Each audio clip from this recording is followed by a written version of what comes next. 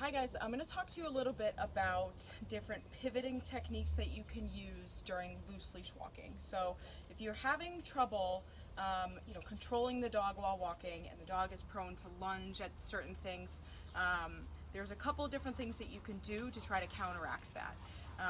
Usually around 5 months of age, the trainer will instruct you to start to implement different techniques, whether that be pivoting or leash corrections, whatever. But this video is going to talk about how to do different pivoting techniques to get the dog into position or to gain control if the dog is indeed lunging. So the first thing I'm going to show you is kind of like a circular pivot.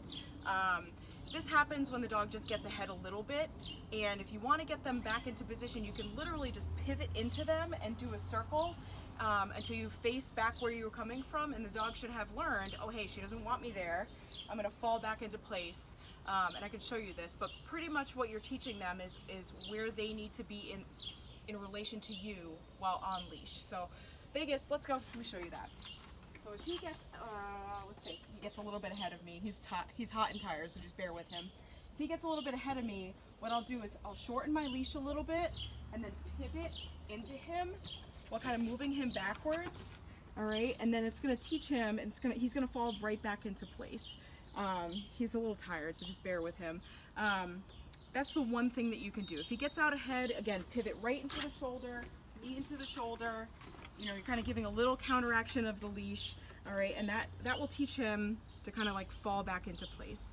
The second thing that you can do, if the dog lunges towards something, all right, that can be a detriment to people's health, all right? It can pull you right over. Some of the dogs are big and they're strong, and it's not good. So if the dog has lunging behavior, obviously talk to your trainer, talk to your instructor, but the best thing to do is go exactly the opposite way. So this is the technique number 2. For lunging behavior, you want to teach the dog that anything that he lunges towards, he is met with the exact opposite direction, all right? And if done right, this will really take no toll on your body whatsoever. So pretty much what you want to do is, hold the leash with 2 hands, and the second the dog lunges, slip your hand down the leash, pivot your feet, and then go exactly the opposite way.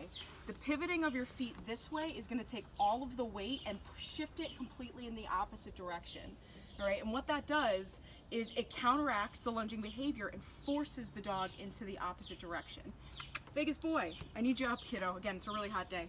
Vegas, let's go, bud. I know, I'm sorry. Let's go. All right, so say if he lunges, all right, Vegas. So if he lunges, I'm gonna shorten my leash, pivot, and then just go this way. Because I'm so short on his collar, there's literally nowhere else he can go. So again, if he's out in front of me, hand goes down to the collar, I pivot this way, he's forced to come with me. All right, so again, all right, 2-hand system, all right, he lunges, hand goes down, I go this way, and he literally is brought directly out of that lunging behavior, and you'll have that much more control. Again, if your dog is experiencing that sort of behavior during loose leash walking, just let your trainer know, let your instructor know. We'll be able to help you through these things, okay?